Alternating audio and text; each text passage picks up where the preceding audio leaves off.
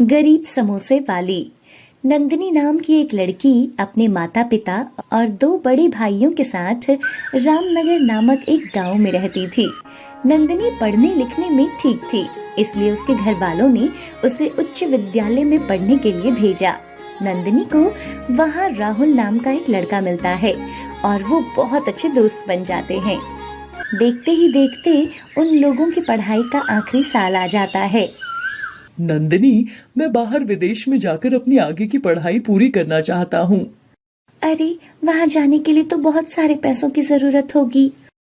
हाँ, लेकिन अगर हम एक बार वहाँ पहुँच गए तो हमारी लाइफ तो सेट हो जाएगी। अच्छा, ऐसा क्या है वहाँ पर? राहुल उसे बहुत बड़े बड़े सपने दिखाता है और नंदिनी भी उसकी बातों में आ जाती है। माँ, पिताजी, मैं आगे की पढ़ाई के लिए विदेश जाना चाहती हूँ। बेटा, जो पैसा था वो मैंने तेरी पढ़ाई पर लगा दिया है, अब तो बस ये खेत खलियान ही है। पिताजी, क्या आप नहीं चाहते कि आपकी बेटी तरक्की करे और आपका नाम रोशन करे? घर में सबकी लाडली होने के कारण सभी घर वाले उसकी जिद के सामने हार मान जाते हैं और उसके घर वाले अपनी जमीन बेचकर उसे बाहर जाने के लिए पैसा दे देते हैं और नंदिनी राहुल के साथ प्लेन पकड़ने के लिए शहर आ जाती है। नंदिनी, पैसे दो, मैं डीलर से हमारी टिकट ले आता हूँ। नंदिनी पहले गांव से कभी बाहर नहीं आई थी, इसलिए वो अनजान थी कि उसके साथ क्या हो रहा है और वो सारे पैसे राहुल को दे देती है। तुम यहीं बैठी रहना, मैं अभी आता हूँ। काफी देर हो जाती है, राहुल वापस नहीं आता। अरे, 2 घंटे होने वाले हैं, राहुल अभी तक वापस नहीं आया। और नंदिनी वहां से उठकर राहुल को ढूंढने लगती है, लेकिन वो उसे कहीं नहीं मिलता। नंदिनी वापस उसी बस स्टॉप पर आकर बैठ जाती है। न जाने ये राहुल कहाँ चला गया है, मुझे यहीं उसका इंतजार करना चाहिए। और देखते ही देखते अंधेरा होने लगता है और घबराहट के मारे नंदिनी की आंखों में आंसू आ जाते हैं। उसे रोता हुआ देख एक आदमी उसके पास आता है। क्या हुआ बेटा, तुम यहाँ अकेली बैठी क्यों रो रही हो? नंदिनी उसे सारी बात बताती है। न जाने राहुल कहाँ गया है, वो ठीक भी है या नहीं। मुझे लगता है कि तुम्हें किसी ने बेवकूफ बनाया है, क्योंकि यहाँ तो कोई एयरलाइंस डीलर है ही नहीं। क्या? इसका मतलब राहुल ने मुझे धोखा दिया है, वो मेरे सारे पैसे लेकर भाग गया। तुम्हारा घर कहाँ है? चलो इस बारे में पुलिस को बताते हैं। नहीं, अगर मेरे माता पिता को इस बारे में पता चला तो फिर वो कभी मुझ पर विश्वास नहीं करेंगे। अच्छा ठीक है, चलो मैं तुम्हें खाना खिला देता हूँ। लेकिन अब मेरे पास तो पैसे भी नहीं है। तुम चिंता मत करो, मेरी अपनी समोसे की दुकान है। उस आदमी का नाम मोहन था और वो आदमी उसे अपने साथ अपनी दुकान पर ले जाता है और उसे समोसे खिलाता है। क्या मैं यहीं आपकी दुकान में रह सकती हूँ? तुम चाहो तो तुम मेरे साथ मेरे घर चल सकती हो और मेरे परिवार के साथ कुछ दिन रह सकती हो। मैं आपको और तकलीफ नहीं देना चाहती, मैं यहीं रात बिता लूंगी। और नंदिनी उस आदमी की दुकान में ही सो जाती है, लेकिन रात भर उसे नींद नहीं आती। पूरी रात वो रोती रहती है। आखिर राहुल ने मेरे साथ ऐसा क्यों किया? उसने तो मेरी पूरी जिंदगी ही खराब कर दी। और देखते ही देखते सुबह हो जाती है और वो आदमी दुकान आकर खोलता है। कैसी हो बेटा, रात को कोई तकलीफ तो नहीं हुई ना? जी नहीं, क्या मैं आपके साथ दुकान पर काम करवा सकती हूँ? देखो बेटा, मेरी बात मानो तो अपने गांव वापस चली जाओ, मैं तुम्हारी यहाँ से टिकट करवा दूंगा। लेकिन मुझे समझ नहीं आ रहा कि मैं अपने माँ बाप के सामने किस मुंह से जाऊं।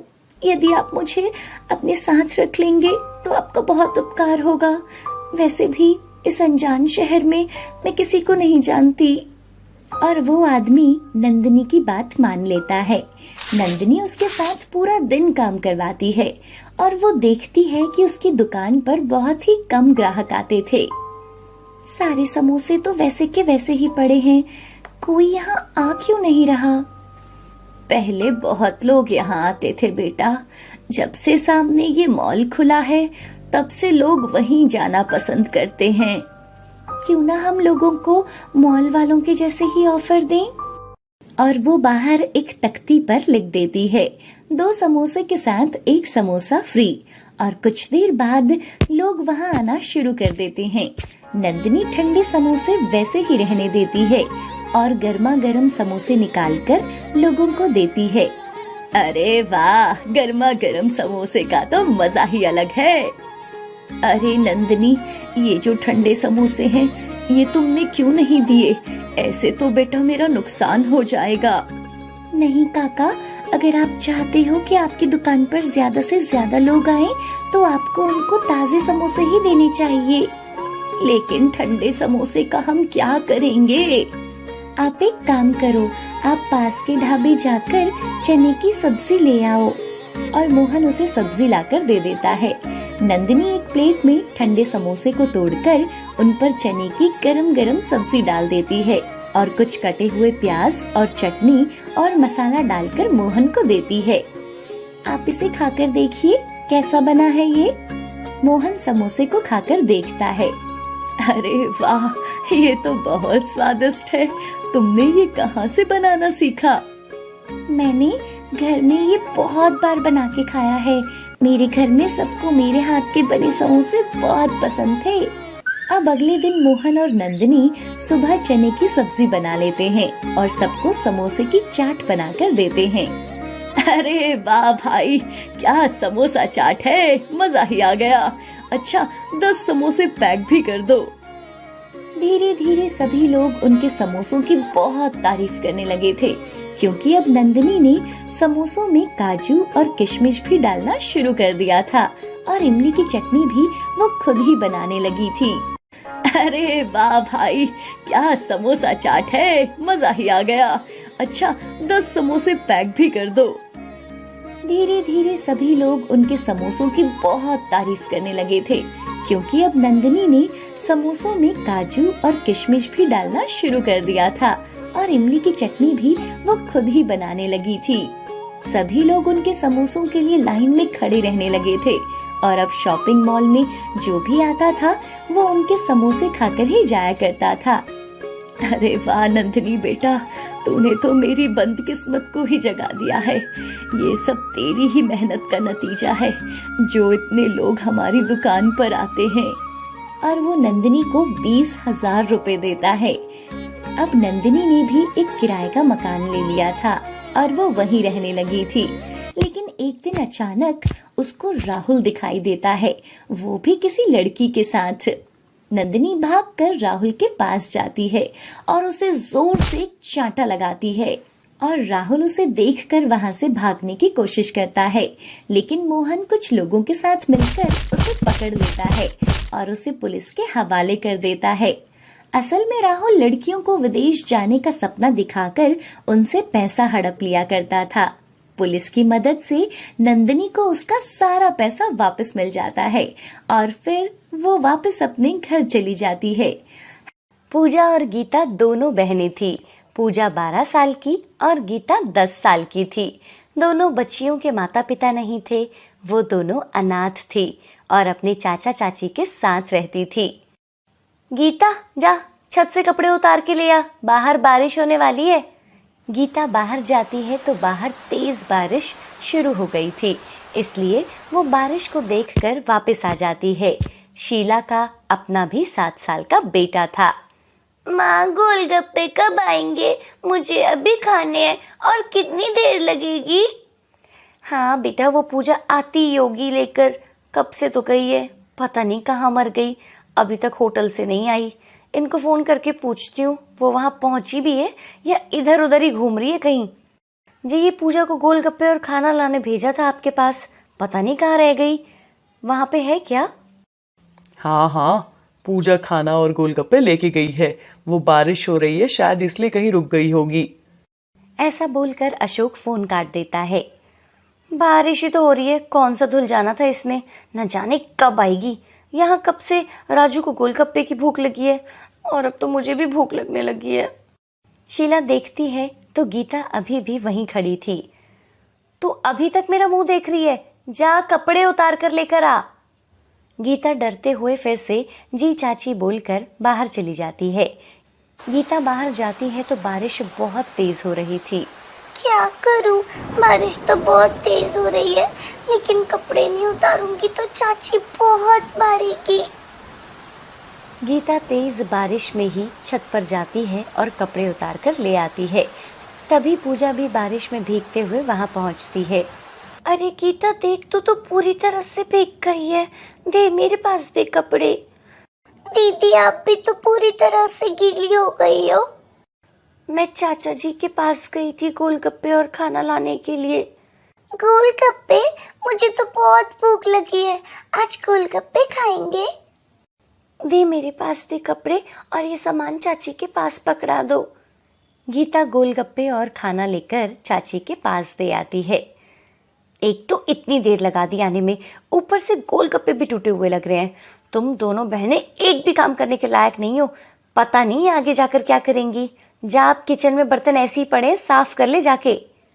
पूजा किचन में जाकर बर्तन मांजने लगती है। राजू और शीला गोलगप्पे खा रहे थे। गीता का भी गोलगप्पे खाने का बहुत मन था और वो उन दोनों के पास जाती है। चाची मुझे भी एक गोलगप्पा दो ना। गोलगप्पा चाहिए इस भिखारन को, अब तो ये कोई चीज सुकून से भी नहीं खाने देते। और शीला गीता को चांटा मारकर वहां से भेज देती है और गीता रोने लगती है। गीता की आवाज सुनकर पूजा किचन से बाहर आती है। क्या हुआ गीता? दीदी चाची ने मुझे चांटा मारा। चाची जी, आपने गीता को क्यों मारा? एक तो तुम दोनों कोई काम ठीक से नहीं करती, ऊपर से तुम मुझसे ही जुबान लड़ाती हो। आज तुम दोनों को खाना नहीं मिलेगा और ना ही तुम इस घर के अंदर आओगी। चलो घर से बाहर निकलो।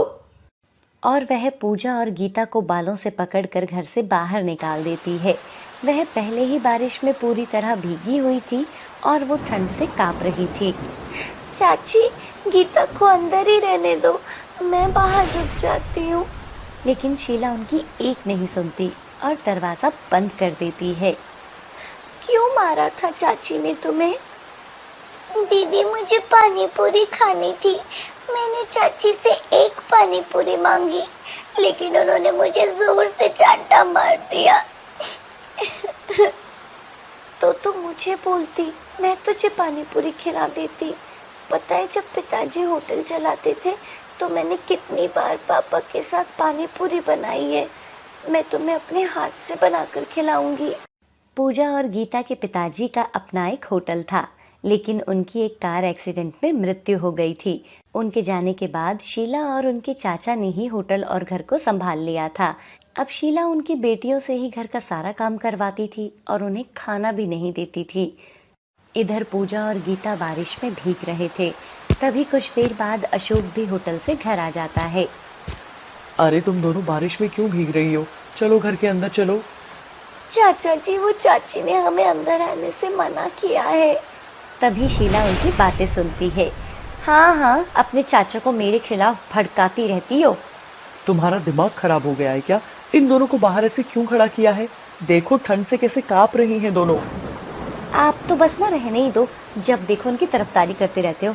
अगर आज ये दोनों अंदर आएंगी ना तो मैं और अपने बेटे को लेकर मैं मायके चली जाऊंगी। हाँ अरे मैं तो बस इतना बोल रहा हूँ कि ठंड से बीमार हो जाएंगी दोनों, फिर इलाज भी तो हमें ही करवाना पड़ेगा। हाँ हाँ ठीक है, बुला लूंगी अंदर। 1 घंटे के बाद राजू बेटा, उन दोनों मनहूसों को बोल दे अंदर आने को और बर्तन कर देंगी आकर। माँ ने बोला है अंदर आ जाओ और जाके बर्तन साफ करो। पूजा और गीता अंदर आ जाते हैं और बर्तन साफ करने लगते हैं। एक दिन शीला किसी से फोन पे बात कर रही थी। हाँ हाँ, सारा काम कर लेती हैं, तुम बस कल पूरे पैसे लेकर आना, एक भी पैसा कम नहीं होना चाहिए। पूजा शीला की बात सुन लेती है, लेकिन कुछ समझ नहीं पाती कि वो किससे बातें कर रही थी। अगले दिन, गीता और पूजा, तुम दोनों जल्दी से तैयार हो जाओ, आज हम बाजार से नए कपड़े लेने जाएंगे। नए कपड़े? ठीक है चाची जी, हम अभी तैयार हो जाते हैं। गीता और पूजा अपनी चाची के साथ चल पड़ते हैं और वो बाजार पहुंच जाते हैं। शीला उन दोनों को एक दुकान पर बैठने को बोलती है। तुम दोनों यहीं रुको, मैं कुछ खाने के लिए लेकर आती हूँ। थोड़ी देर के बाद एक लंबा चौड़ा आदमी वहां आता है और बोलता है, तुम दोनों पूजा और गीता हो ना? तुम्हारी चाची का एक्सीडेंट हो गया है और उन्हें अस्पताल लेकर गए हैं। तुम दोनों मेरे साथ चलो, मैं तुम्हें छोड़कर आ जाता हूँ। क्या चाची जी ठीक तो है ना? और वो आदमी उन्हें लेकर चल पड़ता है। अंकल, ये हमारे घर का रास्ता नहीं है, आप हमें कहाँ लेकर जा रहे हो? ये दूसरा रास्ता है, हम यहाँ से जल्दी पहुँच जाएंगे। नहीं अंकल, हम दोनों खुद ही घर चले जाएंगे, हमें रास्ता पता है। चुपचाप मेरे साथ चलो, नहीं तो एक थप्पड़ दूंगा कान के नीचे। पूजा सब समझ गई थी कि कुछ तो गड़बड़ है। पूजा उस आदमी को जोर से धक्का देती है और खुद वो दोनों बहनें वहां से भाग जाती हैं। वो आदमी बहुत ढूंढता है, लेकिन पूजा और गीता उसे नहीं मिलते और वो भागकर अपने घर पहुंच जाते हैं। वो दरवाज़ा खोलते हैं और देखते हैं तो शीला, उनकी चाची, सही सलामत घर पर थी और वो किसी से फ़ोन पे गुस्से से बात कर रही थी। वो दोनों घर वापस नहीं आनी चाहिए, तुम उन दोनों को भी नहीं संभाल पाए, जाओ और ढूंढो उनको, ज्यादा दूर नहीं गई होंगी वो दोनों। पूजा अपनी चाची की बातें सुनकर सब समझ जाती है और वो अपनी बहन को साथ लेकर वहां से भाग जाती है। पूजा के पास कुछ पैसे थे, इसलिए वो एक बस में बैठ जाते हैं और दूसरे शहर पहुंच जाते हैं। दीदी, बहुत भूख लगी है, हम कहाँ जा रहे हैं? हम जल्दी खाना खाएंगे।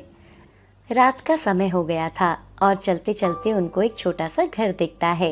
वह दोनों उस घर में जाते हैं। उस घर में एक बूढ़ी औरत रहती थी। तुम दोनों कौन हो और यहाँ क्या कर रही हो? वह उस औरत को सारी बात बताते हैं। वह औरत दोनों बहनों को खाना खिलाती है।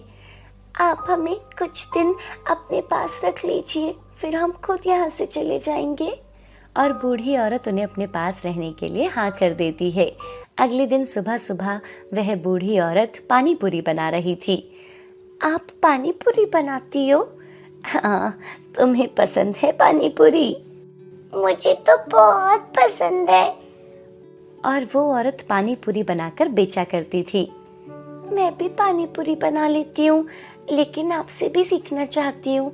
सबका अपना अपना तरीका होता है ना, क्या आप हमें भी ये काम सिखा दोगे? हाँ हाँ, क्यों नहीं। वह बूढ़ी औरत अपने तरीके से भी पूजा को पानी पूरी बनाना सिखाती है। अब पूजा 2 तरह की पानी पूरी बनाने लगी थी। क्या मैं भी आपके साथ पानी पूरी बनाकर बेच सकती हूँ? हाँ हाँ, बिल्कुल बेच सकती हो, लेकिन उसके लिए तुम्हें सामान भी तो चाहिए ना। हमारे पास काम शुरू करने के लिए पैसे तो नहीं है, पर पिताजी ने हम दोनों बहनों को सोने की बालियां डाली है, क्या हम इसे बेचकर सामान ले सकते हैं? और वह उस औरत के साथ जाकर अपने सोने की बालियां बेच देती हैं और कुछ सामान ले आती हैं। अगले दिन पूजा और गीता थोड़े से गोलगप्पे बनाती हैं और उसे शहर में बेचने जाती हैं। और उस दिन उन दोनों के बनाए हुए सारे गोलगप्पे बिक जाते हैं।